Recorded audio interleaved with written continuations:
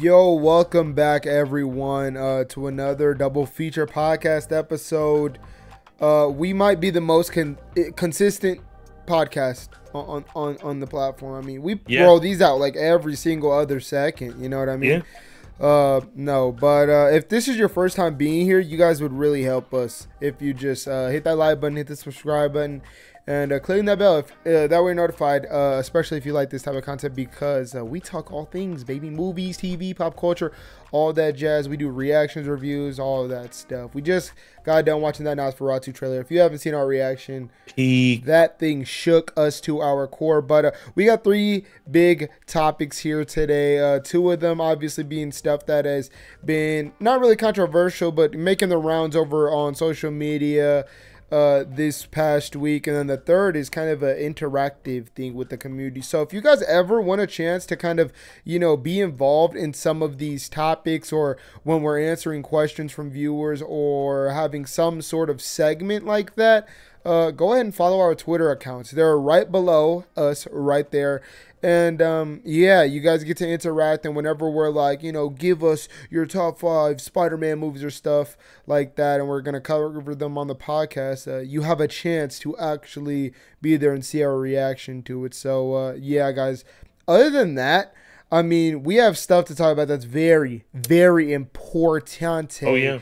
The first thing we're going to talk about, Superman just got its suit revealed. Well, there was a first look, but this is obviously like the most we've seen from it. And on top of that, we got pictures of like Mr. Terrific, how David Cornsweet's going to look as Clark Kent. I mean, there's a ton of stuff here, but I'm going to go ahead and hand it off to you first. What are your thoughts on not only the suit? You can go in depth on you know, Superman, Mr. Terrific, and then David Cornsweet as Clark Kent. Yeah, my thoughts on the suit. It could be a lot better. You know, I don't know why something is just not working with this suit. And I think it's pretty divisive for the most part too. I remember the Man of Steel suit being pretty divisive at first, but like this, I feel like is a little bit different.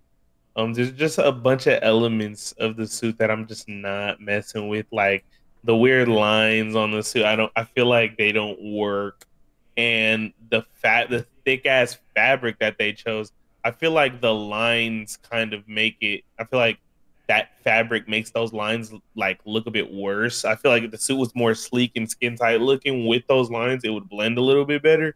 But all of that looks off. In the crest, I thought it would be a little bit bigger, because when James Gunn first shared that crest logo, it looked so big and like pronounced, like, and I thought that it would be a lot bigger. I wish that it was a lot bigger, but I don't mind the crest. Like, I think the symbol looks pretty good. The colors on it are fine. The collar works surprisingly well. I actually think that that's such a good way to do the collar, because the way that the collar comes down, you're still able to see that neckline, but then when it comes up in the back, it's a nice like color breakup between the cape and then the collar. So I like that. But I mean, other than that and the cape, you know, I can't say that a lot that I like about the suit. I mean, the trunks work surprisingly well. I didn't think that they would work well, but they work at a certain degree. I don't like the belt. The boots are whatever, like they're not bad or whatever. And the cape, I like the symbol on the back of the cape. I wish it was kind of like the way that my brother did it. He did an edit of like what it would look like on the cape. I wish that it looked something more like that, more than just, it looks so I'll put like it on screen yellow. Right, it looks so yellow and so like a cheese pizza. Like it looks like a tortilla chip. Like it's just yellow. And I mean, it still looks cool. Like I like the way it looks on the cape. we got a pic of him today, like holding something, and it really like yeah, I do. It really like helps. The way like the way it looks when the cape's flapping, it holds it down like in a certain way that's really cool. Yeah. The cape is one of the best parts about the suit. And I think my biggest Mr. Terrific. Okay, before I get to Mr. Terrific, I think my biggest gripe with this suit is the fact that it doesn't do a good job at like showing Superman's physique. And I just feel like the iconography of Superman, like what people think of when they think of Superman, is this just shredded, like peak form That's not looking my. guy. That's not my like. I get I what you're mean, saying, but like as like animated series, classic comics, like come on, like that's not what Superman's always looked like. Especially well, us I growing just up. Come on, bro, you're not I fooling gotta nobody. disagree heavy. I feel like whenever anybody thinks of Superman, they think of somebody that literally looks like he's in the peak form, like muscular, like really just perfect specimen with Yeah, for sure. a There's bunch of definitely some superpowers. some And I feel like iterations that are like stripping that. that away from his design is kind of leaving the design as a whole kind of feeling like a bit more unfamiliar. Mm. Because I feel like if it just had that element where it at least looked maybe skin tight or just looked like he was yoked, like you could see it, I just feel like that would have done a lot better for the suit. But yeah, my thoughts on the suit. I mean, it could be a lot better. As far as Mr. Terrific goes, he looks like he's ripped straight from the comics, whether that be a good thing or a bad thing, because I could see some audiences being like, he looks cheap as hell with this like leather jacket and stuff because they don't know who Mr. You Terrific can is. see some audiences doing that. I I could don't see know some, how. yeah, I could see some people being like, it's just a superhero in this leather looking jacket. There's been similar stuff in the CW, like I mean, I could just see audiences doing that if they don't know who Mr. Terrific is. Now, for those who do, like obviously they wouldn't mind at all because it looks like he was ripped straight out the comics. I think they could have. I don't know who's in the hair department, but like they hate it. On God, they hate it. Like Hit him. because they couldn't get my man a little lineup. Like he just rocking the big sideburns and like then they couldn't like fade it a little bit, get him crispy, like give him a little lineup. I would have liked that better. The pants fit nicely. I wonder what it's gonna look like when he has the jacket off. Because honestly, it could look a lot Yeah, better no. once he has the Yeah. jacket off.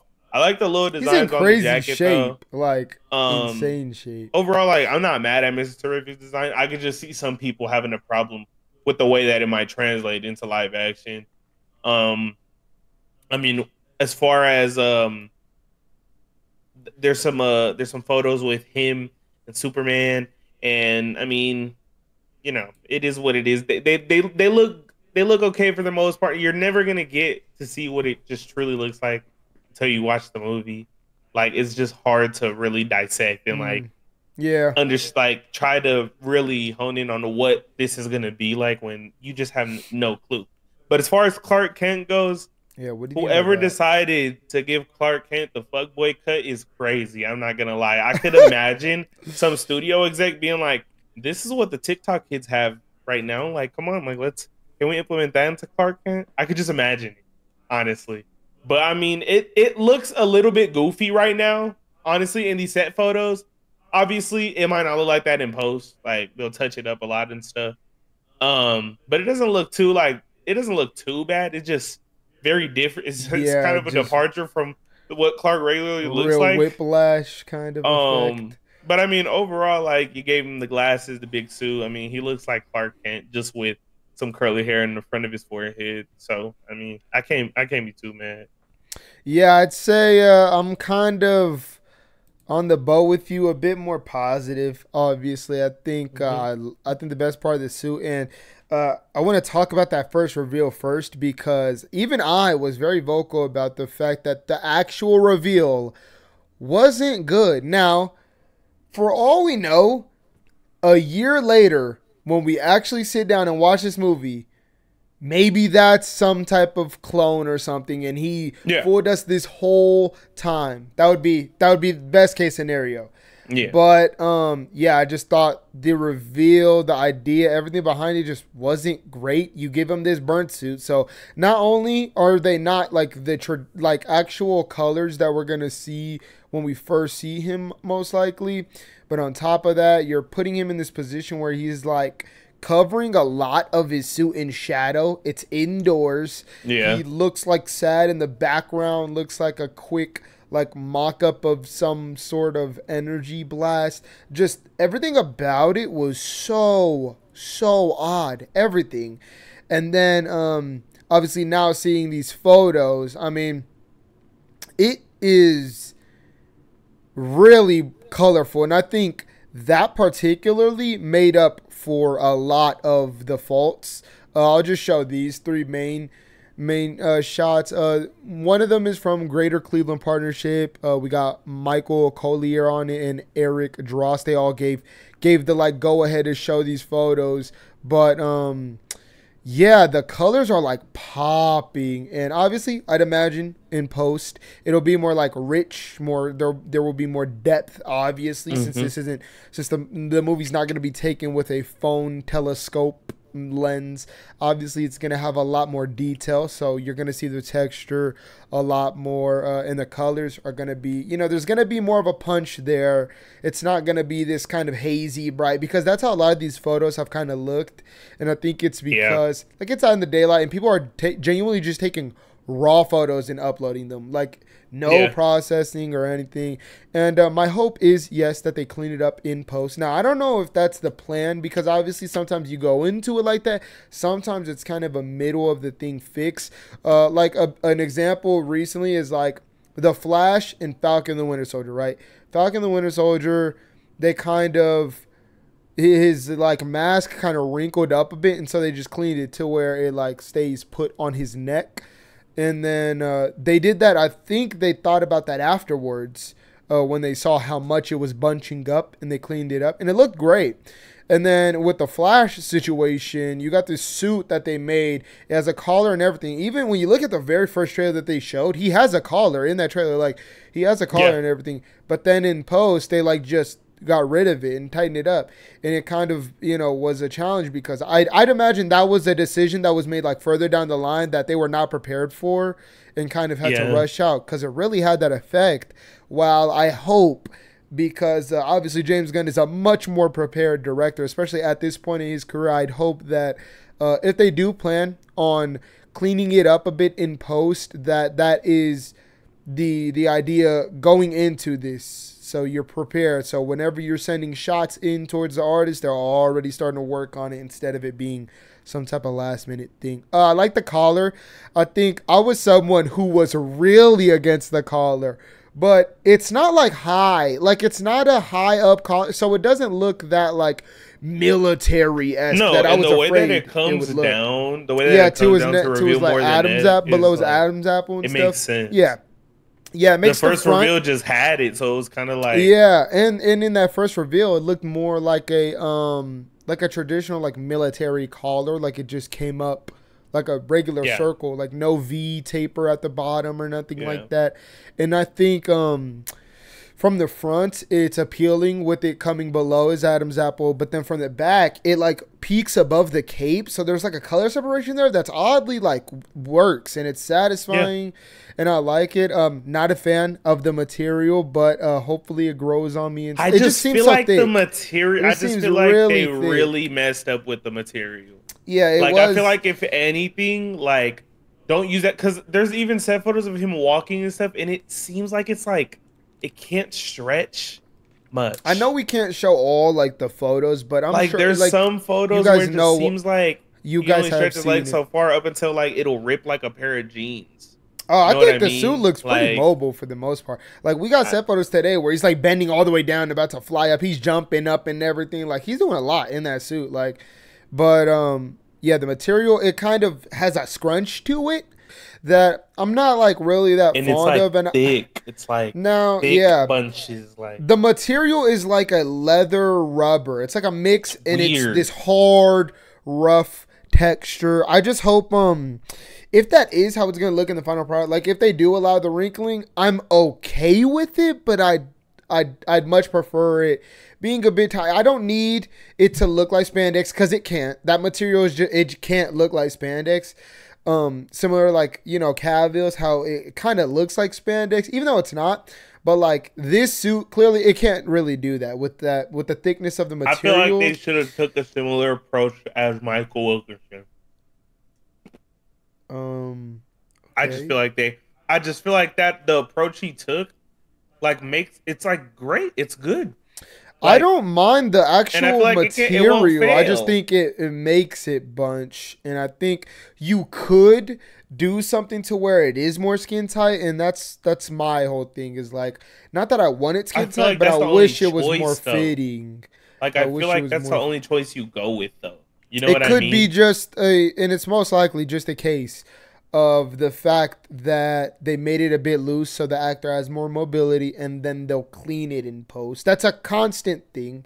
Like, more superhero suits actually do that than you might think. Like, genuine. Like, the whole Shazam family, like, all of their suits are touched up with CG. Like, it's a matter of, I hope, you know, they're prepared for that. I don't want it to be some last minute thing and have this movie end up looking like The Flash or something. But yeah, I love the crest on the back. I think it adds a flair that particularly when the cape is flapping, it kind of does this thing where it sends like two parts of the cape in a different way because of it. And I just love the way it looks.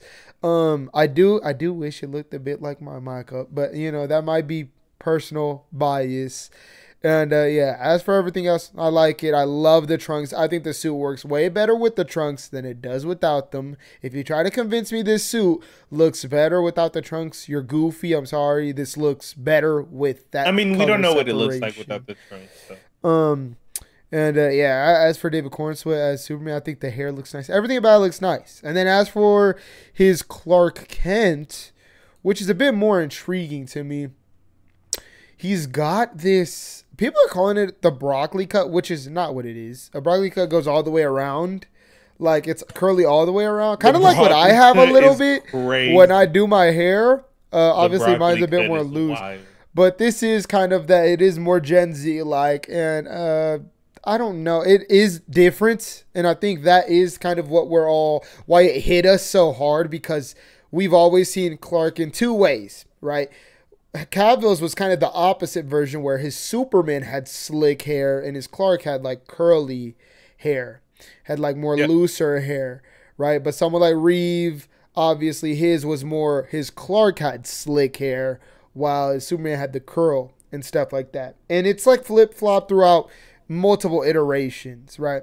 And with this one, it's neither of that. It's like genuine, like an entirely different hairstyle that makes him look like so you would never expect him to be Superman. I love the big suit. It's so loose on him and gives him like a humble look. It's so large on him, and there's like a set video out there with him like kind of bumping into people, and I'm like, that's exactly how a 6'5", 200-pound person would look walking through a crowded sidewalk. Like, that's exactly how. I don't know what people expect them to do, especially if he's like late to work or something. Does he think people will just part the Red Sea? Like no, like he's 6'5", 200. He's huge. He's a big dude. And, you know, this isn't your local, you know, Smallville sidewalk where there's 3 people walking on it. No, this is a busy place. Metropolis is a busy place, and there's going to be tons of people, you know, walking along the street. It's going to be really interesting to see what he does. And the whole clone theory, we might discuss in another video or something.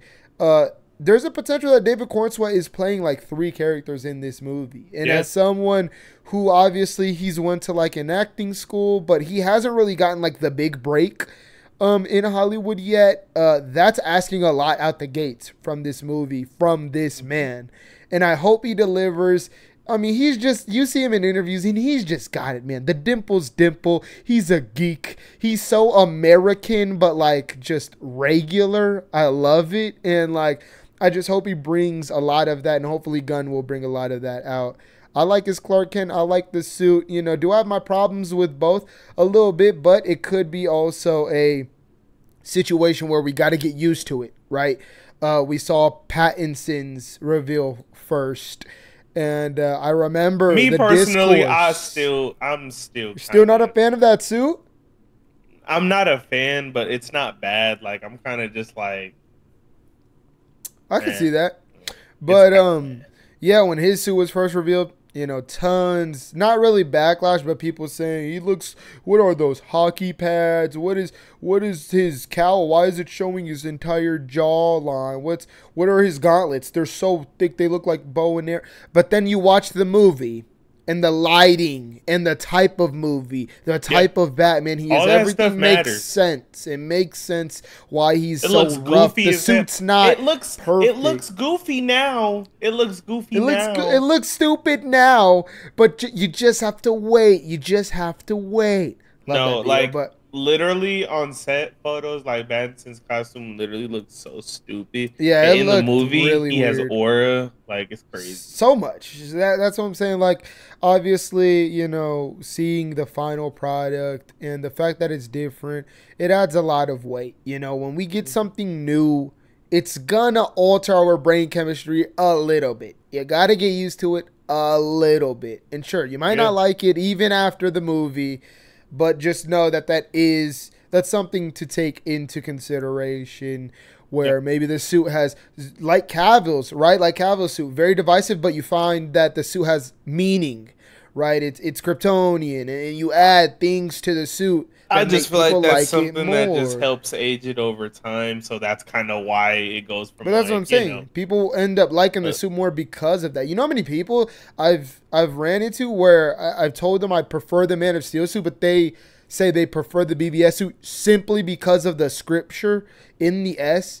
Like, it's stuff like that. Like, that makes people actually like the suit. And who knows? Maybe in this movie we understand that, maybe it's Kryptonian, or Ma Kent adds some involvement in the suit, or just stuff that adds to, oh, that's why it's like that. That's why it's this way. That's why that's on there, and all that stuff. But overall, I'm positive about it. I'm really looking forward to the movie. I think Mr. Terrific looks terrific. I don't mind the haircut. I mean, could it be better? I guess, but I'm not bad to be like going crazy over a man's hair, as long as it's not something insane. Like, it looks fine. But as for the suit, it looks phenomenal. We're getting stuff where it looks like he's playing with crypto. I'm just very excited. We're getting a Superman filming, a new universe starting, and hopefully, we're on the upswing here. Hopefully we're doing something good. Hopefully, we can only pray. But yeah, that's our thoughts on Superman suit. But you guys go ahead and jump in the comments below and give your thoughts. We love hearing you guys talk and discussing with you guys. Is we really like to. We'd love to hear what you guys have to say on this suit, about him as Clark, Mr. Terrifics, anything related to this.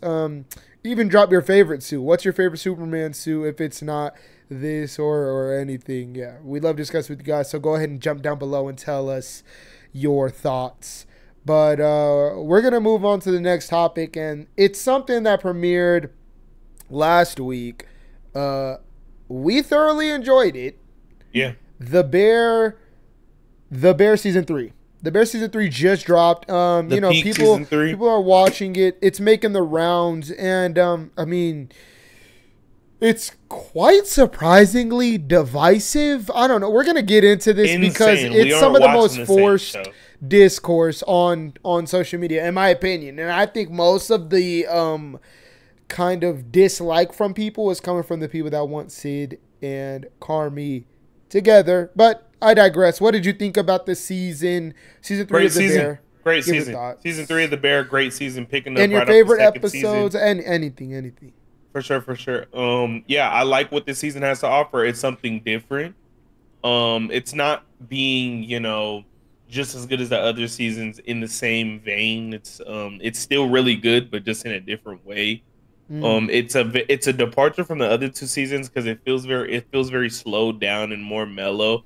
Like, they're taking their time a little bit more with this season instead of, the whole energy of the season being like super fast paced and, stuff like that. It feels very much slower, like focused on characters and like taking every like moment like really slow. And you got some like prequel stuff throughout the season that I really like. And overall, like, it's just a season that just really gives more to the characters, and I can't complain about that because the way it's demonstrated is like really good. My favorite episode is the first episode, and it's just straight like flashbacks and stuff. And it's like the way that they utilize like the music in that episode and stuff like that. It's just so good. And like they barely say like 3 words that entire episode. It's literally like so good. So as soon as I saw that episode, I was kind of like ready for that kind of stuff, and that's what they brought me. Because again, that episode felt a little bit slower, just focusing on the little things, kind of stuff, and like I was really digging it. So once you get those kinds of moments with like Tina's character and Marcus, and they really like hone in on those moments and make it a little bit slower. You had some moments like those in the other 2 seasons, but they weren't like super focused as much. I feel like this season, it was like it made it like a real point, and it kind of builds up to something that doesn't end up happening, but it does make you wonder where it's going. They set up little plot lines throughout the season to keep you kind of on edge, and it's kind of like you could see where it's going, but it can't go that way as well. Overall, I don't know how this is so divisive. Like, I really enjoyed it. I watched it in a breeze in like 2 days. I was just like, give me more The Bear. Like, give me more The Bear. I'm seeing people say that season 4 is gonna be like the last season and stuff. I hope it's not. I hope it's not. I feel like there's so much to tell still. Yeah. And these 100%. characters can grow so much too. Like, no, yeah, 100%. And I do feel like it's something where it's kind of a thing because like they filmed seasons 3 and 4 back to back, and the way season 3 kind of ends, like it does kind of build up to something. But overall, yeah, I really like this episode. Like there's a lot of moments throughout this season that just straight up like it gives you that same feeling as the other 2 seasons. That's just like, this is a legendary moment like that I'm witnessing in this episode right here. And I can't complain if it's giving me that. If it's giving me more Maddie Madison, like how do you expect me to complain? How am I supposed to complain when I'm laughing every like 3 minutes? How am I supposed to complain? Like, so I really love doubting all the people that don't classify The Bear as a comedy. Eat your words. This is by far the funniest season to me. To me, this is the funniest 100%. And then like you got the whole plotline with like Sugar and Pete, and I'm not gonna lie, I was like loving that stuff. I was like, dude, I just love Sugar. Don't fuck with Marcus. I'm telling you, bro. Like I felt her, bro. Like, so I really like this season. I feel like because it's like going to something and it never pans out, or it's kind of left on a cliffhanger in a way. I feel like because of that, it's kind of held back. But at the same time, that does make me feel like season 4 is gonna be like a banger, dog. Like, so I really I can't complain too much. I don't get the hate. I just don't get it. As for me, I think what I saw almost immediately, like when we watched the first episode, I immediately saw people complaining that we're seeing things that we already saw, nothing's being progressed in the show. And it's like, number one, the show has always shown us things that we have already seen. Yeah. The show has done that we watched them cook every single day. For like, it's not even that. I'm talking about like actual flashbacks to things. No, like, I know, we've but I'm gotten just saying, it. We've had that before. Yeah. I just think the issue is people think that nothing's progressed, and as for me, the show clearly isn't done telling its story. So are people jumping to conclusions? Absolutely. All I'm gonna say, and I feel like I can't say nothing progressed. I feel like that's a bit of a stretch. Yeah, I feel like you got some grieving and stuff that happens like in this season. Definitely, it's character focus. It's just not. I feel like it's just not what people wanted. Yeah, people obviously wanted the restaurant, more of the restaurant, clearly, right? They wanted more of, fast in season 1, obviously we're following Carmi get to the Bear, handle the people, build relationships, and obviously end up on, all the money. And then the second season's building that restaurant, getting to there, and then obviously you got that banger finale. I mean, one thing I will say about all 3 of these seasons, all 3 have great finales. Perfect finales. And obviously with this dinner season, funerals, sure, the restaurant didn't do anything crazy. No, it didn't. But I feel like that's where people are kind of getting mixed up with the progression of this series, where, I mean, characters are clearly growing up here. And not only that, but we get to see actual involvement of how some characters got to this place, or how, like, there's an episode cannot complain. Like, I don't understand how you can complain about that. There's like, an episode directed by 𝙎𝙬𝙆𝙀. It's currently the highest rated, and I thought that episode was fantastic. And something happens. Something happens where it's boom. There's like a mic drop, and you get a moment of clarity of like, oh my goodness, like, and it gives you those feelings of that rewards how great the way they buildings really, like, of show these you characters have been of the characters, and like tie it into each other, like, because it's not just like very formulaic, linear storytelling. The way they do it is in such a way that makes you like feel so satisfying. It's like it feels so creative, like in some of those ways. So like I feel like I don't know, like I feel like the character work, I get people probably didn't want that, but the way that they tie it in is so well done. Like I think the previous 2 seasons are better, but that's because obviously high bar.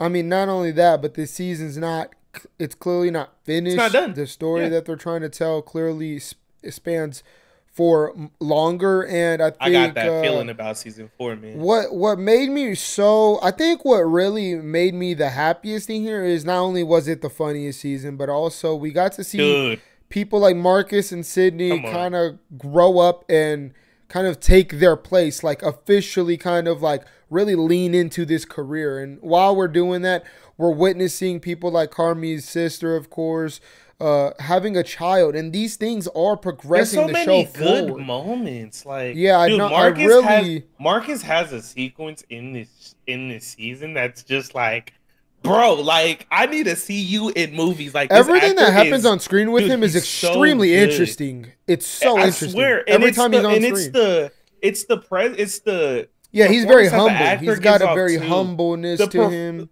What the actor does is like he gives him such like nuance in a very like isolated, shelled kind of way. Like it's different, and like you get more Maddie Madsen, and I forgot what's his homie's name. Is it like Theo or something? No, I forget what I forget what his name is. It's something I forget too, but there's like it's almost a subplot in the show between them, dude. Where like we just go to them every other buddy cop 10 movie minutes, greenlit and it's with hilarious. Them two right now. Oh, there's great guest appearances in here as well. Oh my god, there's a guest appearance in episode 4 that was ridiculous, so awkward, but it was just like hilarious. It was hilarious. I was literally still in time. And then the next episode, there's another guest appearance of someone invisible, and it's just as hilarious. Ridiculous. They always have great guest appearances. I really like the show. I thought what they did with Sydney's character specifically and how they challenged her, giving her something to deal with that hopefully impacts and is involved in the next season. I thought it was interesting. I do think there's some, frustrating things. I think everything happening with Carmi and Claire is getting a bit what's the word, like convoluted and vague at the same time. Like you kind of don't know where it's going, and it's kind of scary. Kind of like lost in and not that I have a problem with Claire. I saw a lot of people tweeting and saying Claire messed things up. Claire is in this show for maybe like 2 minutes, and it's hilarious. Like it's a great scene. It's a great scene. It's just how other characters specifically in this show are involved with her is, I think, where people's problems lie. Either way, like people trying to act like, even if you have issues with it, trying to act like this still isn't prestige television is genuinely hilarious. Prestige. Like the editing is still high. The performances are still immaculate. Music this season. The music is by far the best soundtrack this season. This is by far the best soundtrack they've had. For music, arguably the best. Like the first episode alone, I'm not even, bro, it's still playing in my head like a toy box. Like, I swear to God, like, it just sits in the back of my head, man. Like, and even the licensed music used in here is really, really straight bangers. Straight bangers. I mean, I don't know. I think, characters in this season we kind of have like some all moments with them where we find things out with these characters or stuff is revealed from their past, from the past of another character, or we're like, oh, that's why that's there. Oh, that's how he got that. Oh, that's how she did this. And it's done in a good way. It's not done in a way that's like, oh, you were hiding it on purpose, or like you were like. It makes perfect sense. It's satisfying. Done in a good way. It's paid off well, and Olivia Colman's still in this series, so it automatically gets Olivia Colman almost a makes perfect score. Whenever I love on her. Screen. She's so good in everything. The way, like, they give her so much nuance with her like relationship with Carmi. Like, Tipsy Olivia Colman is the best, by the way. Dude, it feels like her and Carmen have like been through hell and back. Like when she has those conversations with like the chefs and stuff. It feels so authentic, like it's actually Olivia Colman in real life. Shedding like Richie has a subplot in here too, where I'm gonna keep it a bit vague, where he's kind of lonely, and they make it a point this season. I think that's gonna be addressed by the end of the season. I'm gonna go ahead and say 100%. You don't just lay that out. I think the girl from where he trained. I think we could all is who he's going to get with, and I think she's going to work at the Bear because in the season they literally he asks all of them like if they have any plans because stuff's happening, and I just think that's going to happen. I don't know. We'll see how it pans out. What's the one homie that trained him when he first got to? Oh my goodness! I need him on the staff. I need him on the staff, bro. Does it start with a G? Is it Gabriel or something? I forget what it is. I forget. Honestly, bro. Seeing everybody like Will Poulter stuff, like there's so many things about this season that I was just like, bro, I don't get how it's still prestige. Like, sure, it doesn't have that fast paced, craziness, and I do prefer that, and I hope it goes back to that. I just feel like that's what people, that's what. But I kind of feel like that's been the case when they're in the kitchen. In this season, they're not a lot, and when they are, it is hectic. Yeah, it is. Yeah. So I feel like it's not so much that the season doesn't have that; it's that they're spending more time outside the kitchen. We're getting to know these characters a bit more. And I think, that's necessary if you want us to care about certain storylines that are going to happen down the line. You can't just completely rush into this restaurant getting a Michelin star. Like, that's just not going to happen overnight. And we need to see how they get there and earn it. Garrett, that's his name. On the roster. Dude, he's the best. If we could, dude, I can't, like, as soon as I saw him, I was like, it's aura. You're like Forks. Bro, I saw him and that episode is legendary. Probably the best episode of the series, still, honestly. I mean, we thoroughly enjoyed this season, but it seems divisive. So you guys tell us in the comments below. What did you guys think about The Bear season 3? Have you watched it? Are you halfway in? Are you one episode in? Anything? If you watched anything of The Bear or have anything to discuss with us, go ahead and place in the comments below. We love discussing with you guys, sharing opinions, and it's fun. So go ahead and give us your thoughts. But we're moving on to the last topic, and it's going to get pretty controversial. I mean, it's going to get I might not be able to take this, man. It's going to get a bit controversial. We have got some hot takes, specifically DC movie hot takes here. I'm going to go ahead and read all of them off, and we're going to go ahead and react to them. So if you put down a hot take, you're going to see us absolutely fry the living hell out of anything that you are about to say. A whole lot of buffoonery right now. But I feel like there's going to be a lot of stuff that makes you particularly happy. I don't know. I've been seeing some of the replies, and I mean, let's find out.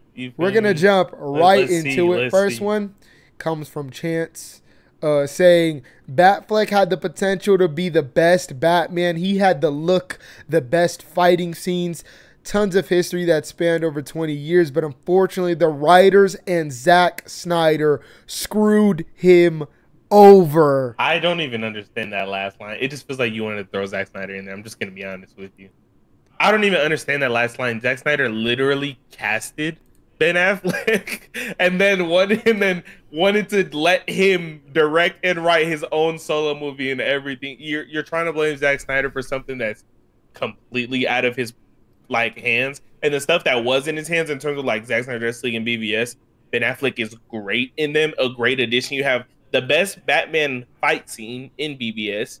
You For have sure. like some of the best, like that intro scene with Batman's parents and stuff like that. Iconic. Like I really, the way that he forms the Justice League and has that arc. I really think I don't know what you mean by Zack Snyder screwed him over, but I do. I honestly just feel like you want to throw his name in there, but I do feel like he did have the potential to be like by far like easily the best. If they just did right by him. I think his solo movie with Deathstroke would have been really freaking good. I don't care for Batman fighting Deathstroke personally, but I do. Maybe that's you. But, maybe that's me. I kind of want to see him fight someone like Clayface. I want to see Batman fight like an iconic Rogues Gallery villain that we haven't seen put to screen in a fantastical way, personally.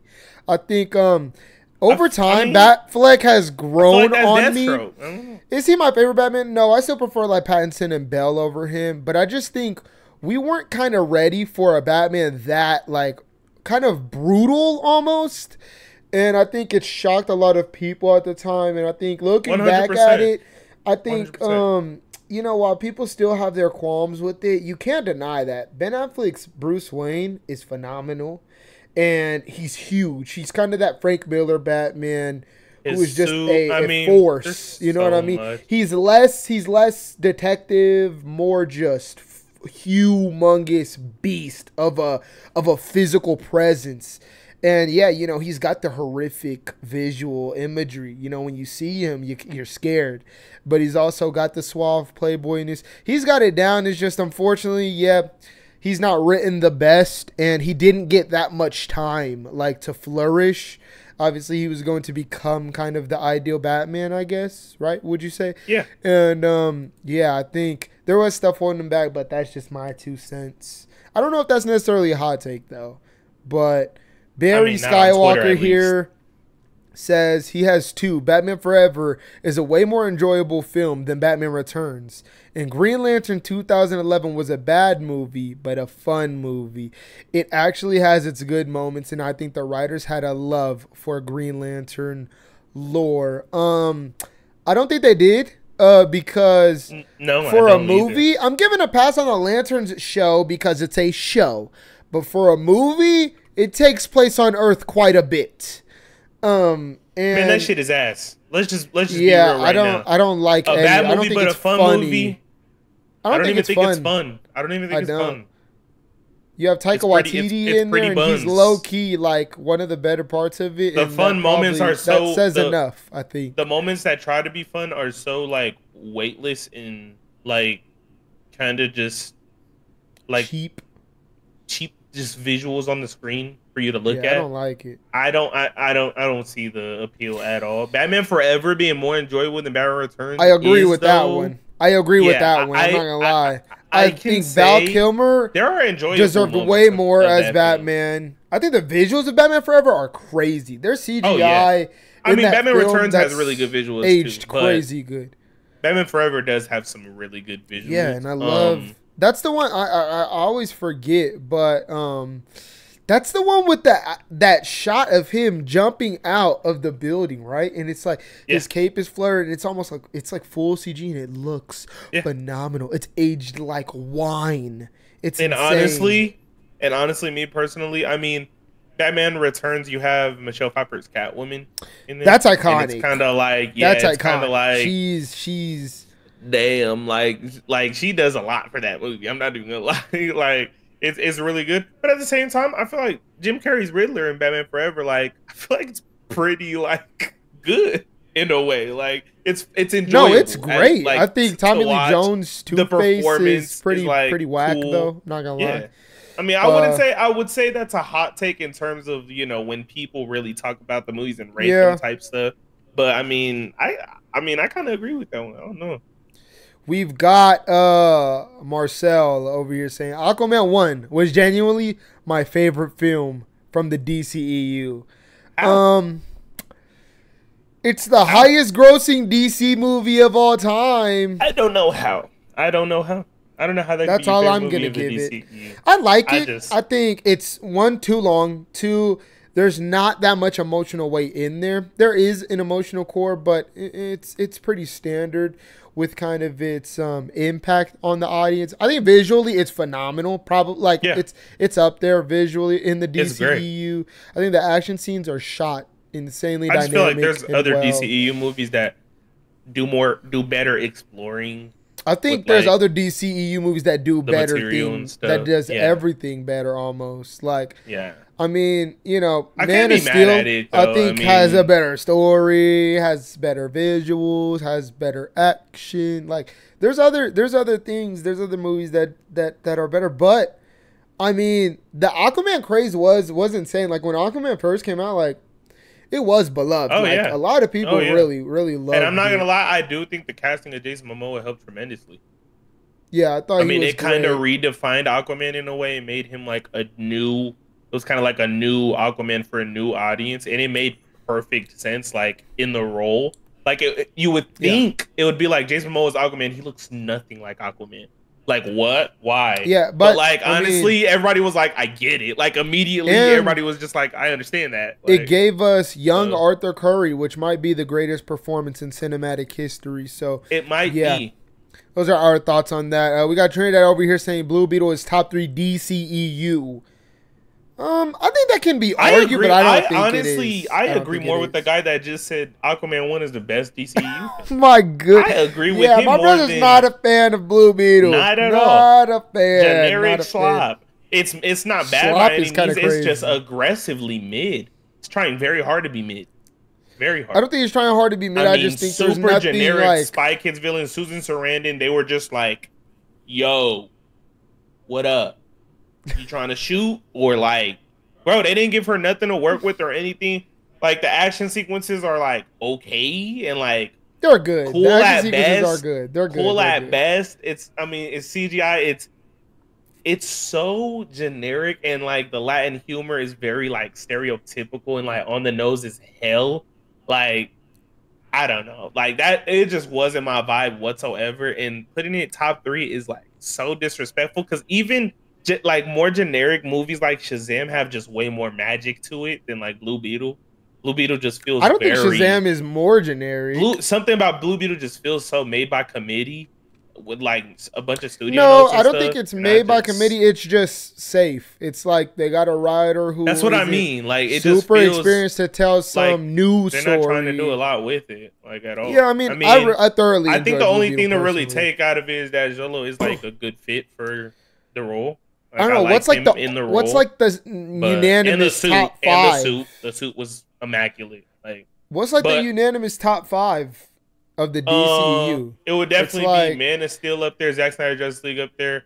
If you're counting the Suicide Squad would probably be up there. Wonder Woman would be up there, and then it would probably be between like an Aquaman, Shazam, or what about Peacemaker? It would be like between Peacemaker and Shazam. If we're counting Peacemaker, it would be there too.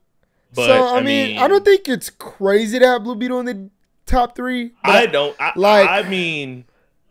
think I would. It's not in my top. I don't even think it's in my top 5. I don't know how anybody could put like Blue Beetle over like BVS. Like even like as much. I don't care how many problems you have with BVS. Like I just don't. I can do that. You know what I mean? Like I don't know how good Birds of Prey. I've never watched Birds of Prey, but like from what I've heard, I like Birds of Prey more. I think I have it be above Blue Beetle on my list. Let me see. Yeah. I hope I do because I thoroughly enjoy Birds of Prey. But yeah, top 3. I just don't. Think it's like the only DCEU movie you haven't seen. I don't think it's sniffing that top 3. I mean, you have Man of Steel, Wonder Woman, Zack Snyder Justice League sitting comfortably, like in that mix with like the Suicide Squad and Shazam and stuff. Like they're all sitting comfortably right there. I feel like Blue Beetle's not even close to there. I feel like Blue Beetle is closer to something like a Black Adam or something. I have it right next to the Flash for me. It's right above the Flash. Or the Flash. But yeah. But let's go ahead and move on. We got to get through these. There's a lot. We got Bongo Boy saying Wonder Woman 2017 would be better than The Dark Knight if it wasn't for the fight with Ares. I think they mean Ares. They said hate. Yeah, I think they mean Ares. No. I think Bro, what? there's just not. It's number one. The reason why the Dark Knight is so goated is because not only is Heath Ledger giving an all-time villain performance, The writing of that as great movie. as its villain, of course. But on top of that, yes, the writing, the thriller, the way Christopher Nolan is able to tell this crime, drama, thriller type of story and make you care for everything that's going on. You're almost like you're glued to the seat at every single second and everything that's happening. Me personally, I don't know if this is even a hot take. I just think Wonder Woman 2017 is a mix of Christopher Reeves, Superman, Christopher Reeve, I would definitely Superman say that this is a 1978, hot and take. Captain America First Avenger. It's like an This ain't amalgamation of that using the origin and backstory of Diana. I don't think it's anything new or anything like insanely profound. I think The Dark Knight is pretty much better on like every level other than what action maybe. Like I think it's better on, but even on action, pretty much like, every other level. even action, there's some really cool moments. Like I don't know, this take is pretty bad to me, honestly. Because if Ares I don't isn't think in Wonder it, Woman is near The Dark Knight, in my opinion. Like I don't even think Wonder Woman's the best DCEU movie. It No. would have to be the best DCEU it would have to, movie yeah. first. Yeah. Me personally, I think I don't know. Even if you took Ares out, you still have a villain that's not quite as strong. And I think it's such a landslide to Heath Ledger that it pushes it way above You have an Wonder Oscar-winning Woman. performance in that movie. There's nothing like that in Wonder Woman. Yeah, I'm I not agree. taking it too I agree. The next one we have comes from Rebel Max saying Suicide Squad 2016 is marginally better than the Suicide Squad. Name one way how.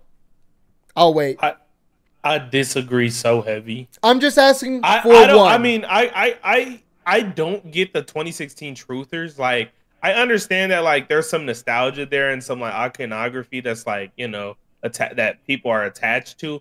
But like in terms of a movie, bro, that shit is so bad. Like, I mean, and especially in the third act, like the first two acts you can kind of get by because like it's a lot of character introducing and you know there's some interesting stuff happens. But when that third act kicks in, I mean, it really turns into just dog water, like just bad slot, like Green Lantern 2011 like level stuff. Like it's just horrible writing. They're fighting bad bubble pacing, zombies, rock zombies, like and weird, and honestly, weird ass like set pieces that like it wasn't it Incubus or whatever in. the villain or I don't know. Yeah, I disagree. I feel like the Suicide Squad does so many things on a technical level that are better too. Like I don't think there's a single thing Suicide Squad 2016 does better. I think one thing you could take that it does that it could do better could be the designs of like something because like Deadshot has a dope ass design. Harley's design is really freaking good. The best Harley design in my opinion.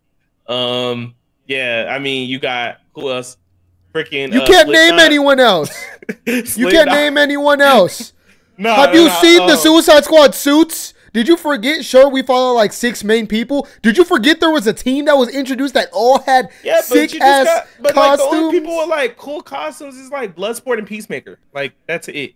Like Polka Dot Man's costume is like okay. Like, King Shark isn't cool. King Shark is cool. King Shark is sick. King Shark is cool.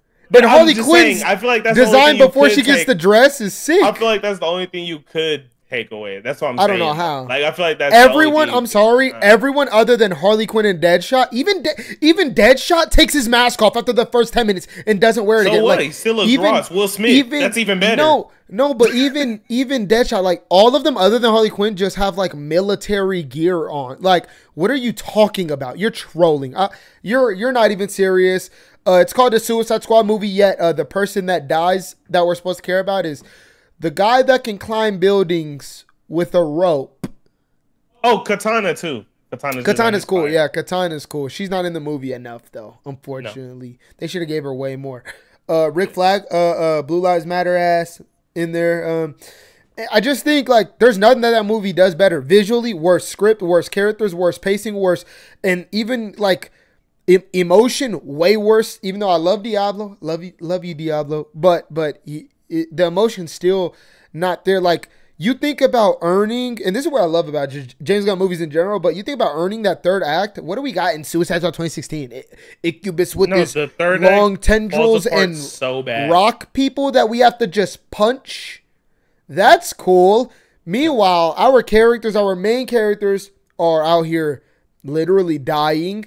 There's a build up to this starfish creature even the starfish has more character than half of the people in Suicide Squad 2016. Like, I don't understand this. I can go all day on how it's better. It is just, you got the best Harley Quinn fight sequence in there. Come on, like, it's just it's doing everything better, bro. It's just simple, bro. It's more political. It's so much more like an actual Suicide Squad comic. Go read John Ostrander's first issue. That's all you got to do. Just read that and you'll understand. Well, you'll understand the difference.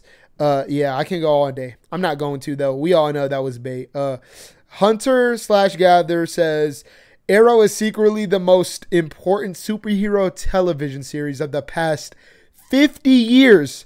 Only challenged by Smallville. I'm glad you said Smallville because I was going to bring it up. There's a lot of people that watched Arrow. I remember my stepmom used to watch Arrow, and it's like, I wasn't watching Arrow at the time, but it's like, thinking back at it, like, that is kind of crazy. And the Arrowverse, just as a whole, was like, it blew up back then. Like, no, yeah. But I'm saying, like, she wasn't watching The Flash. Like, I remember she used to talk about Arrow, like, a lot. And, like, I just felt like Arrow kind of appealed to. I'm glad they acknowledged Smallville because I was gonna say I like Arrow though. I really like Arrow. I wouldn't say that it's the most important superhero TV series of the past 50 years. But I'd say like Batman the animated series. Yeah, I would still say something like Batman the animated series, Teen Titans, even like The Boys, Justice League Unlimited. Like, The Boys is like really important, and it's like there's a lot. There's a Daredevil. lot of shows. Yeah, I mean, you got a steep list, man. But I mean, I really liked Arrow.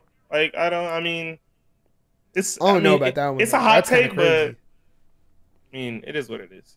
That's kind of crazy. What's another one? Honey over here, St. Pattinson saying Blue Beetle is 100% one of the best DC comic book movies. We got Blue Beetle truthers. I'm loving it. Because then you're going to have people that go watch Blue Beetle, and then they're going to be like, what was he talking about? What's going on over there? It was something, and I don't know how you don't enjoy it. We need to stop it. I feel like they're not doing it a favor by putting it in these conversations. I feel like they're doing it a disservice, like putting it in these conversations, because it just doesn't belong here. Period. It just doesn't belong here. Like, if you mean by one of the best DC comic book movies, you mean not top 10? Like, yeah, probably. Like, it's not top 5 or anything, but like, it's not bad. It's just like it is not that. It's not anything like. Even like stuff like the way people talk about Far From Home is just like Far From Home has so much more going for it than Blue Beetle. It's like, it's crazy. Like, but that hate is only what you want on Twitter. No, that's what I'm saying though. That's what I'm saying. Like, yeah, the way I personally I really like Blue Beetle. I didn't like love it. I don't think it's like the second coming of Christ or anything. I just think it does a successful job at telling Jaime Reyes' story, and I particularly love the family element of it. I think that's where it shines the most. I think the action's great. The suit's phenomenal. It's funny. It's hilarious too. I don't see like I have like, don't get me wrong, I have my complaints with it, but I don't think they're like hard big negatives. I think it's just stuff that kind of it's hard to have doesn't make it stand really out too hard much. Negatives when it's like really playing it safe and like and that's what I'm saying. It's like it plays it safe, but I think to its advantage. Could it be better? Sure, but we'll see how the animated series and stuff goes. But yeah, that's our thoughts. The next one comes from Elizabeth saying Shazam 2019 is the best DCEU movie. This one isn't that crazy. That's not a hot take. This one isn't that crazy to me. Because I think Shazam 2019 like I said earlier, was one of the biggest it's got a magic surprises. It's got something like, I love the Seven Deadly Sins. Somebody casted a spell on that shit. They did the LeBron hand signals on that shit when they was filming it. Like, there's something about that movie that's still like, it just gets you. Like, it's kind of just like heartwarming. Like, bro, you watch that shit during Christmas time, bro. Like, that's a Christmas classic, bro. Dude, you watch it during Christmas time, it's so good. I don't think that's that hot of a take. Personally, not my favorite DCEU movie, but I love the monologue I scene don't think it's that where hot of a take. A Mark lot of people Strong like is Shazam. trying to give a villain monologue across like the city. That was one of the like realest things ever. Like I remember seeing that for the first time and being like, thank you. Like I remember so many comic movies before that had like villain monologues where they would be so far away. We would like to purchase your finest beer, please. Yeah, I mean it's hilarious. I mean, I know Zachary Levi gets so much shit from social media. First movie, he hits a lot. But in the first movie, in the first movie, he's pretty solid. I love. I think the entire story of Billy and the Foster family is so heartwarming. I love Darla. I love all of them. Like all of them, they're adorable. They're great. And his biological mother is one of the best DCEU villains to date on screen.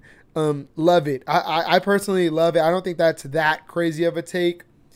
The next one is is another Shazam one coming from, I want to say Jonty. I'm sorry if I'm mispronouncing that. They say Shazam was the only DCEU movie that truly understood its main character in regards to its comic book counterpart. Wonder Woman was really close though. I don't know. I'd say Blue Beetle is right there. I think Blue Beetle, they do like pretty much like as like spot on for him particularly as you can. As for other movies, I mean, I don't think these franchises are too known for being quite the comic accurate that they're supposed to be. But I don't know. Black Adam's story is pretty similar to its comic counterpart. Granted, that movie's not really that great. But the more I look at it, I'm looking at my DCEU list right now. That's actually not that crazy to say. No, like I'm looking at all these movies and I'm like, this is crazy. Shazam is one of those few movies too that's like. Shazam is pretty much the book, the New 52. Yeah, I was gonna say it's one of those movies that's like. Is. Adapting one comic like straight through, like, and even why does though, Shazam like, it may not Hold on, be I'm like loving one this. for one, like it is what it is. But I mean, I don't think that's crazy. That's crazy of a take. We got to start rolling through these, like rolling through them. The next one we got comes from all of them. We got to. All the ones I've liked, at least. All the ones I've liked. We could do the rest on the next episode or something. No. I think we can get through all of these. We just got to give our quick thoughts. Dark Lord says The Dark Knight is overrated and only carried by Ledger's performance. Batman Begins is way better and the best of the trilogy. I've seen people prefer Batman Begins. I've seen people say this. I don't get it I personally. still prefer The Dark Knight. I think it's got a more compelling story. And maybe that's just because we've had so many origin movies. I've never understood the carried by Heath Ledger argument. I've never understood this shit I think it is, though. Come on. I've never understood it because it can't be like it's not like he's carrying the movie when the movie's literally doing him a service. Yeah, but like, it is like if he doesn't have a performance as good, but the movie is but the movie's script is also insanely good for Heath Ledger to chew on. Like, come on. Like I've never understood that he carries. They act like everything else around Ledger's performance is like mid and stuff, and it's like, bro, but if Ledger's half of the reason Ledger's performance works so well I don't think the movie is because of all the moving pieces around it. For honestly, sure. Like when you have that ending, like the True Guardian and stuff like that. Like it's like there's amazing stuff with Heath Ledger's performance, but it's the Heath Ledger performance, and then when you get to that ending, the way the script writes that. It all feels so like great, rewarding. It gives you all those feelings. But I mean, I've seen this take a little bit. I don't like Batman Begins better than The Dark Knight personally, but I don't think it's that hot of a take, seeing that I've seen it, a couple of times here and there. The next one we got comes from Super Nobody, I'm gonna say. They said The Flash is top 5, maybe even top 3 films of the DCEU, just behind the Suicide Squad and Zack Snyder's Justice League. No, I don't think so. I'm taking Shazam and Wonder Woman and Man of Steel over The Flash. Aquaman won over The Flash. I don't know about that one. I don't know. They're like around that same area to me. They're like around that same area. Bro, get out of here with this shit. trying to put the Flash near the top 3. I think the Flash has its moments, but just overall, you don't even want good movies. You don't even want good movies. Get out my face, overall, bro. Like, gotta disagree. genuine. Gotta disagree. This next one comes from Tom Nelson saying Man of Steel is top 5 DCEU. Also, here we go. Now we're getting to the good takes. And used more Superman characters like Bibbo. Man, I really hope Bibbo is in the DCEU. But I don't know who that is.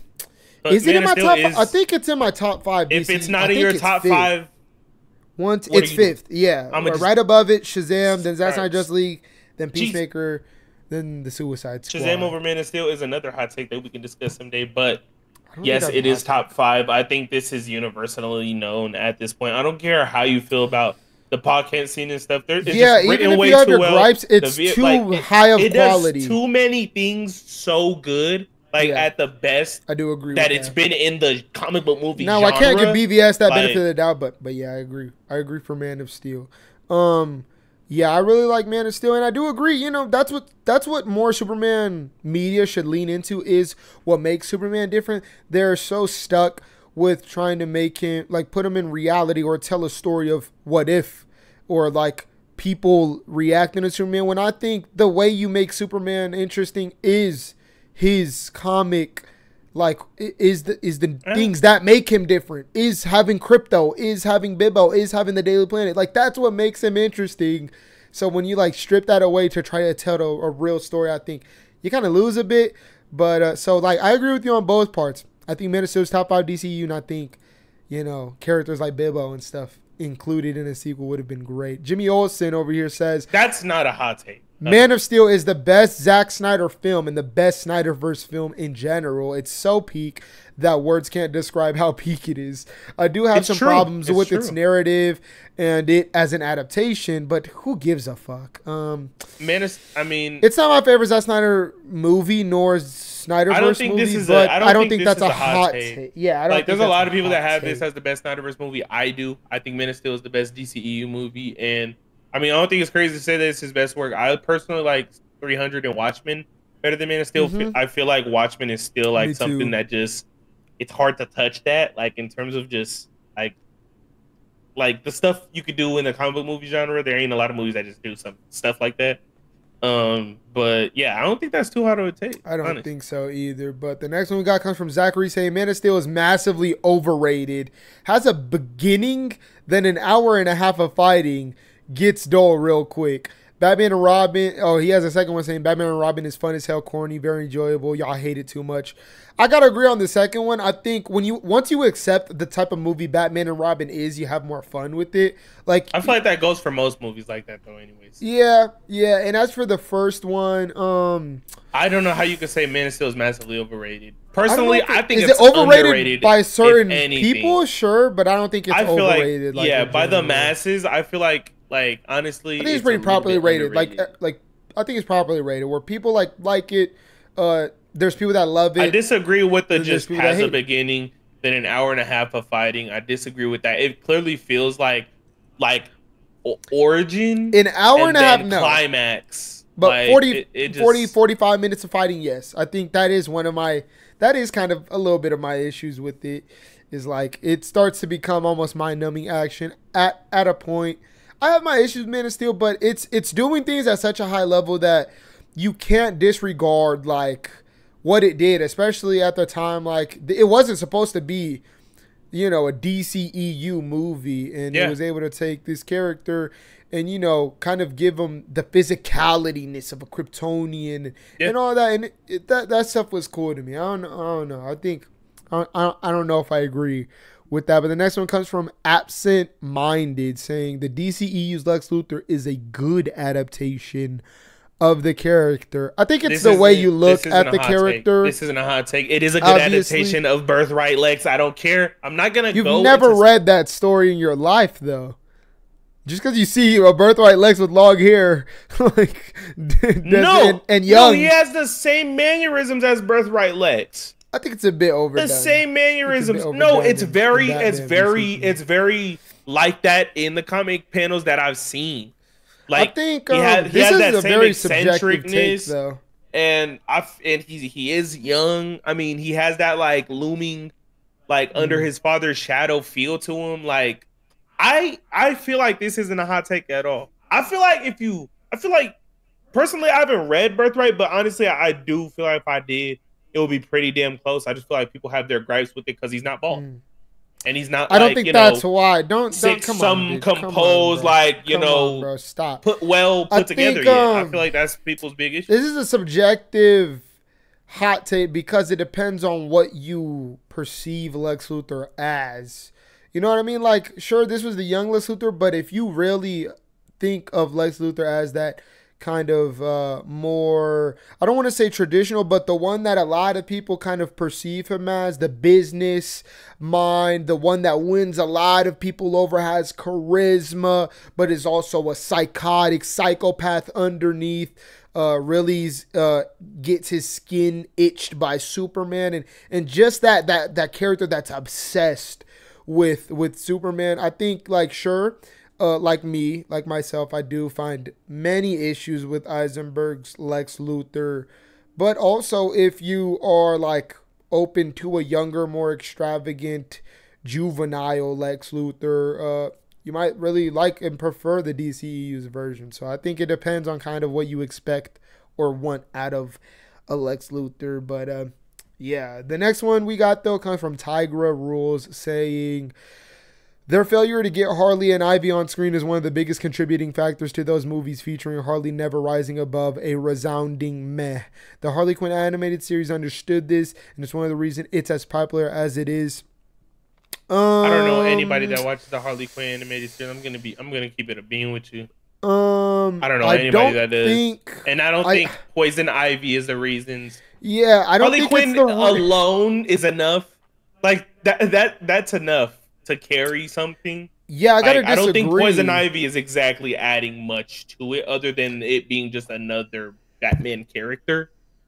I mean, their relationship's very interesting, but I just think the statement of saying that that's the reason why everything she's in results in being okay, I think is so, like, yeah, I gotta disagree. Because Joker so 2 heavy. could very well make over $1 billion, be extremely highly rated, and everybody loves Gaga as Harley Quinn.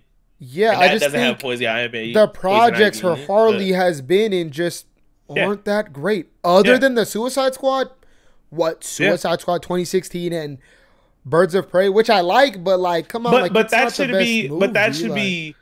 be more, you know, that should be more evidence that, like, that couldn't be more wrong, because Suicide Squad 2016 is absolutely abysmal.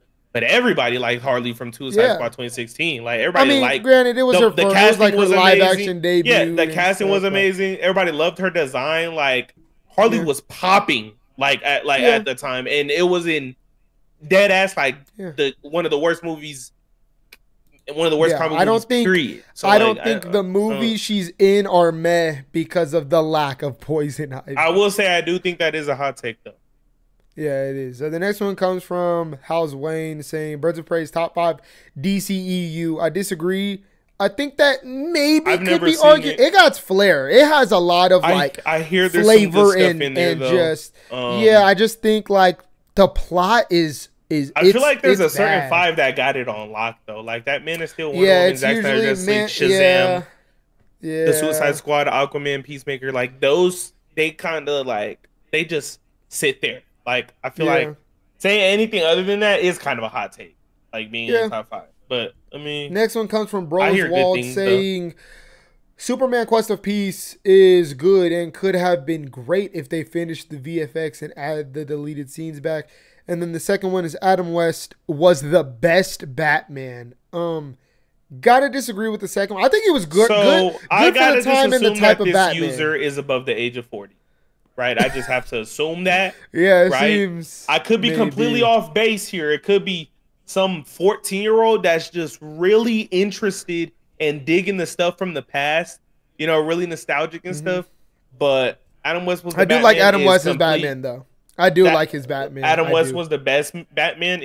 I'm sorry, that's jokes. I think at the time it was great, but like, no. At this point, we've got Superman Quest of Peace. I feel like we're just reaching at this point. Yeah, I don't even think. Yeah, it's not even good. To say that it's good is like huge stretching, huge stretching. I don't know about that. That's a flaming one. But the next one comes from Batlin Flam saying Suicide Squad 2016 over Birds of Prey. Once again, I'm not taking in the Suicide Squad 2016 one series. I just can't. Yeah, unless me you're talking neither. about like Harley's the designs infinitely or better I just can't take these in Birds of Prey. The characters are. It's got more flair. It's just a better movie. And once again, it does everything better than Suicide Squad 2016. So I don't see how you can argue that. But the next one comes from Jamie saying, Blue Beetle had the potential to become almost as popular as Spider-Man, but DC fumbled so hard with marketing and with the strikes and COVID and all. Oh, you're talking about like actual DCEU Blue Beetle? No, absolutely not. I don't think one movie and marketing it is going to trump or put them on the level of decades of Spider-Man media. Is ridiculously that famous. Has been and I feel like so Blue popular. Beetle. And I feel like Blue Beetle will, like, at the height of its character, will be seen as a Spider-Man knockoff. Like, I honestly don't want to be that guy, but I mean, you see both of the characters and what they look like, what they do. Like, nobody's really gonna gravitate towards Blue Beetle that heavy when Spider-Man exists. I don't think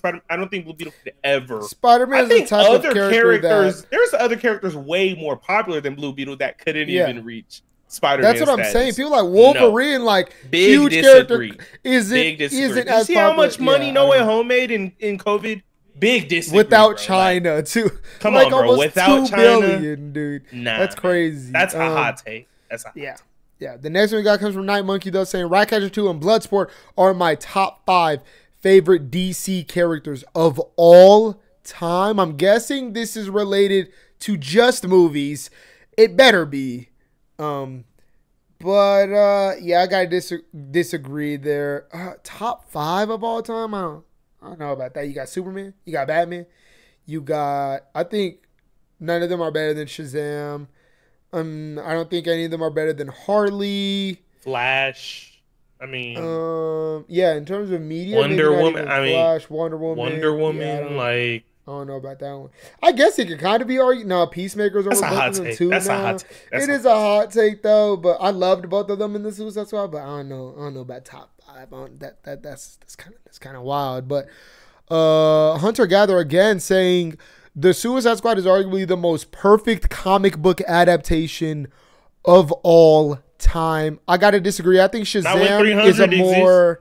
Yeah, I think Shazam is a more kind of like more closer adaptation. I think obviously films like 300.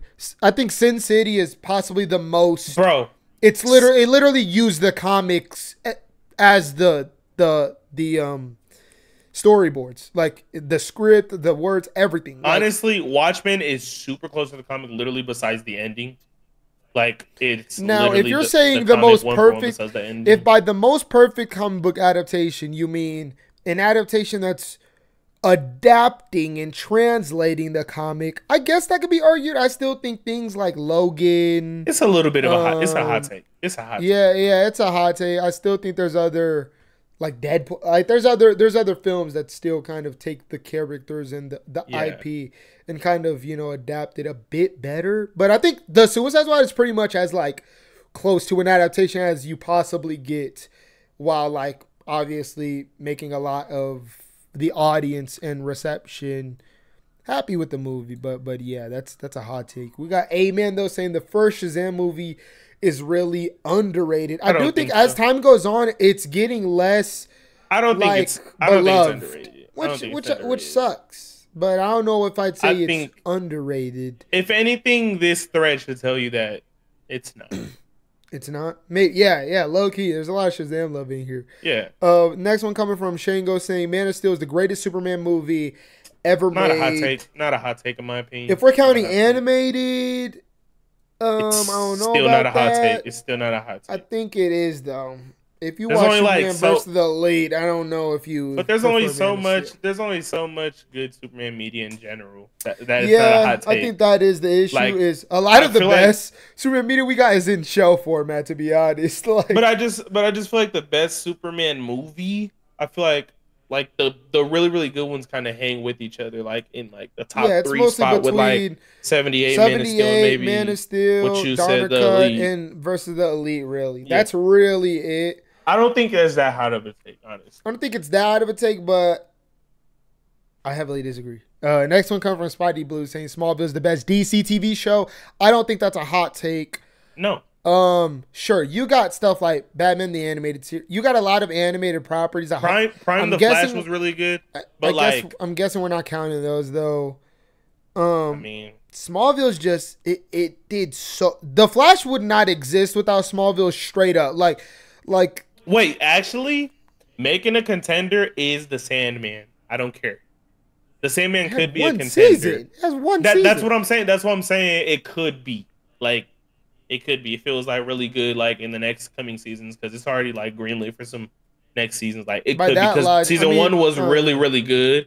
There's multiple that you can put up there, especially in terms of live action. You got like shows like The Sandman, the Watchmen show. I hear is great. The best. Peacemaker, like Doom Patrol is also great, but I don't think that's that hot of a take. I love Smallville, phenomenal. Real Creature says the Flash movie was actually good and has a solid plot. I don't think that's that hot of a. I think it was good and has a solid plot. I just don't think it's as well executed as it could be. There's a lot of wonky VFX. Yeah, I don't think that's that crazy of a hot take. It's generally liked too by audiences. I got two. Suicide Squad over the Suicide Squad. We've already been over that. And then Gunn should not use the original Superman theme for his movie. I don't know if he is. The first one is a hot take, and I'm not gonna take that one serious. I already told y'all. The second one, I don't know. If I agree. I don't think he should use the original Superman movie, but I don't think that's a hot take either. I don't think that's a hot take. I feel like a lot of people would be like. I feel like a lot of people probably would agree that they don't want him to. Original? I think they would be okay with it if it happened, but I think a lot of people, if they had that choice, they would be like, no, make something different. Do something different. Yeah, I don't know. I don't think he's using it, but if he is, I hope it's a John Ottoman situation where they actually change it and modernize it. Because that's like, as trash as Superman Returns is, the update of that score is really good. Like, it's fresh. And, I don't see him doing that, though. That one guy says the Dark Knight trilogy is overrated, and Christian Bale didn't do anything for me as Bruce or Batman. We actually went over this in the last podcast. I feel like the Dark Knight trilogy overrated and underrated is not a hot take at this segment. Point. I feel like it's not a hot take. Yeah, I do think it is overrated because there are people that genuinely call it the best trilogy so high that of all time, which always is be overrated anyways. Yeah, I honestly just feel like this is not. Yeah, and also the Christian Bale stuff didn't do anything for you as Bruce or Batman. I think he's the best Bruce. We are not the same. Yeah, we are not the same. Yeah, I think he's the best Bruce. As for Batman, yeah, his Batman's not the best. I do prefer like Batflex. His Batman is still Batman though. Like it's still rooted, like in the character. And I don't. I don't think that's that crazy of a take. Man of Steel is the best DCEU movie. We've already been over that. Zack Snyder should have never been put in charge of their movie. I mean, you mean WB should have never bought the DC brand and stuff like that, right? That's what you mean, right? Because they bought the DC brand a long time ago. But I don't think that's the issue. The issue was how they handled this situation and how Zack was brought in to make a movie. Yeah, and then they put everything on his table. While at the same time, not even putting him in a position of leadership. Explain to me how this shit makes any sense. Yeah, it never did. I don't think it's his fault. I mean, do I think he could have handled stuff better? Yes, I do think you shouldn't be. If you're doing a cinematic universe, you probably shouldn't base it off of Elseworld stories. Like, you probably shouldn't do that. I'm just saying, you probably shouldn't do that.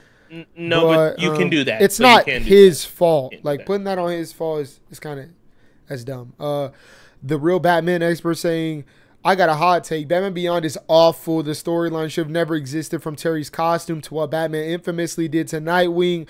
The whole thing's just so bad and all his villains suck. I agree with some of this, like what he did to Nightwing in his Rogues Gallery, but the suit is sick. The storyline is sick. I think it's the type of Elseworld story that works as something that could be built up to or not have at all. I don't know too much about Batman Beyond. All I know is that he looks pretty cool, so... I love Batman Beyond. I think it's great. We got just a couple more. I'm gonna take one of these because this guy put like 5 down. Ryan, I can't brow, I'm guessing. I'm going to take his first one saying Batfleck had the ugliest casual Batman suit in live action, period. Not even taking that one serious. Gotta disagree. I think it's a hot take. I'm not a fan of his suits after BVS, but I think his BVS suit might be the best Batman suit. Not even gonna lie. Crazy. Troy Barnes, this guy's profile picking name always makes me laugh.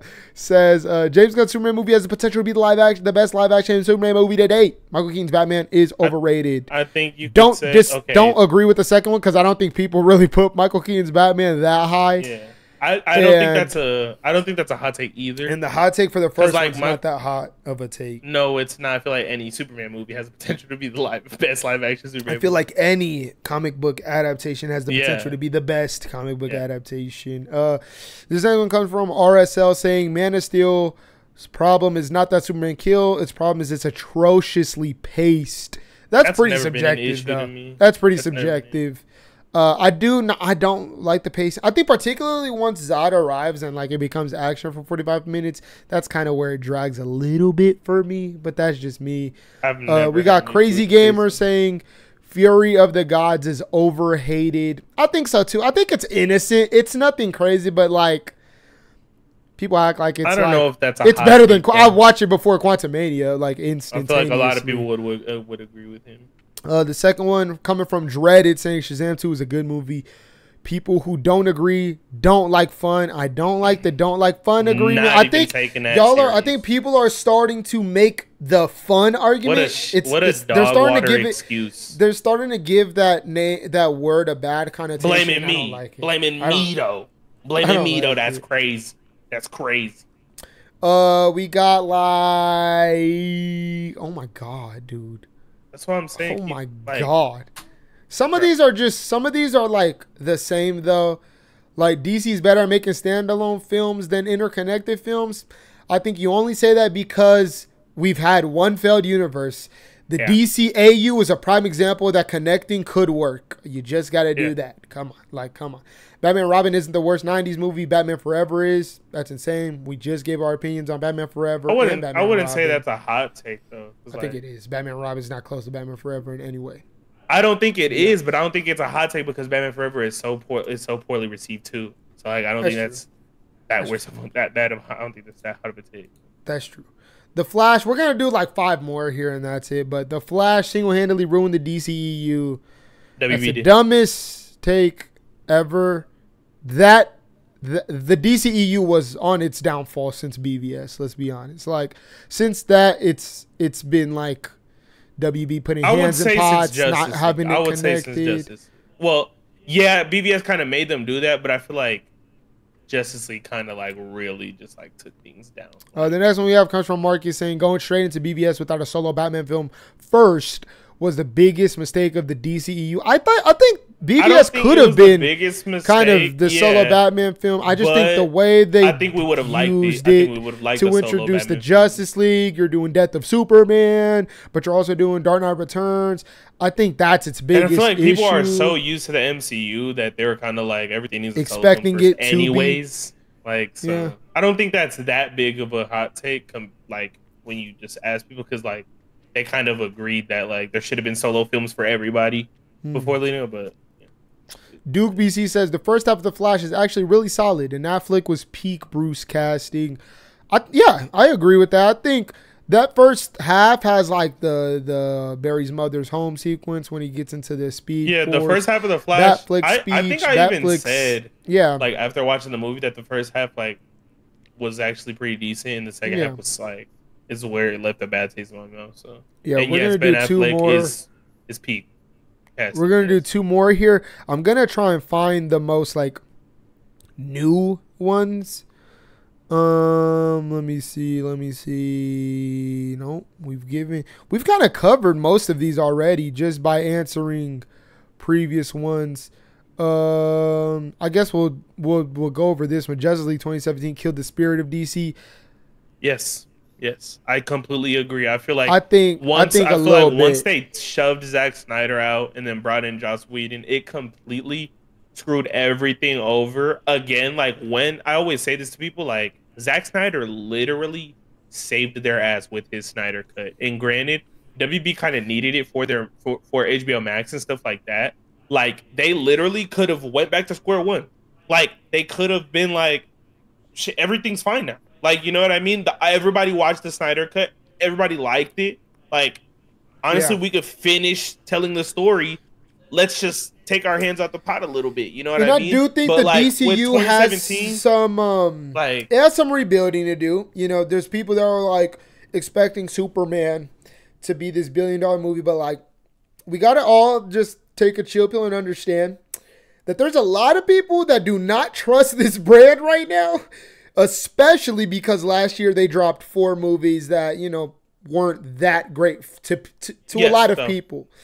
For the hot take, and I honestly don't think that that's that big of a hot take, but yes, I do think that that was the ultimate that was like a dagger for a lot of, especially at the time since the MCU was so successful, so many people were hating on DC. That was the dagger for them to like use to be like, look how trash DC is. Let's go watch Endgame and give it $3 billion. We're gonna cover this last one saying Batman vs Superman is on par with The Dark Knight. That's gonna be it. We don't even need to say. That is a hot take. That is a hot take. But there's aspects there's aspects of both movies that are really just firing at a high ass level, like the cinematography and music and stuff. Like there's just like there's things in there that are like firing at a high ass level. I commend you. But as a movie, I can't say it's on. I'm not gonna say shit. Okay, nothing, niet, zero, nada, zilch. Yeah, you guys tell us in the comments below all your hot takes, all your responses to all these hot takes, everything here. We'd love to hear it from you guys. We love discussing with you guys in general. If you have a hot take, go ahead and put it down in the comments. Anything like that. Yeah, we love it. We'd love if you guys did that. Go ahead and place your thoughts below. But that was episode 9 of the double feature podcast, everyone. This was a big one. We'll be back. And we will be back as soon as possible. We will be back. We will very soon. I think we're going to cover all the movies that we watch in June, so look out for that. But if you made it this far and you haven't, like, what are you doing? You just watched like over an hour of us talking. What are you doing? Hit the like button, hit the subscribe button. There's no way you just watch this jab for this long and you're not going to like. No way. So weird. You're so weird. No way. Our socials are linked and our handles are right below our faces, so you guys can follow us. And if you have any questions that you want us to answer during the podcast, the link is right there on the screen below. But other than that, guys, it's been your boy Keezy. Me and boy Kills. And hopefully we see you guys in the next one.